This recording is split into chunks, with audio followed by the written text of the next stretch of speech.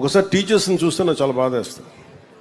ఇంట్లో ఇద్దరు పిల్లలు ఉంటే తల్లిదండ్రులు మా ఇంట్లో చూస్తున్నాను కదా, పిల్లల్ని స్కూల్కి పంపించేస్తే కొంచెంసేపు మాకు ఇంట్లో ఫ్రెష్గా కూర్చోవచ్చని చెప్పి తల్లిదండ్రులు అనుకుంటూ ఉంటారు.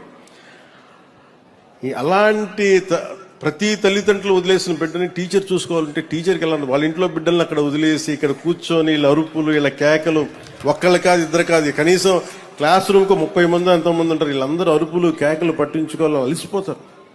వాళ్ళు ఇంటికి వెళ్ళి వంట వార్పు చేసుకోవాలి, వాళ్ళు ఇంటికి వెళ్ళి అన్ని పనులు చూసుకోవాలి.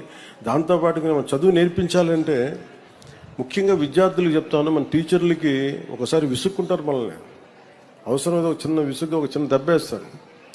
మనం అసలు వాళ్ళ చేత దెబ్బ కొట్టించుకోకుండా మనం కనుక ఉంటే మన వాళ్ళకి కూడా మన బరువు తగ్గించిన వాళ్ళం. అందుకని టీచర్స్కి ప్రత్యేకించి మనం విద్యార్థులకి మీరు ఆ గౌరవం ఇవ్వడం నేర్చుకోవాలి. అది మనం చాలా చాలా అవసరం. మనం జీవితంలో పైకి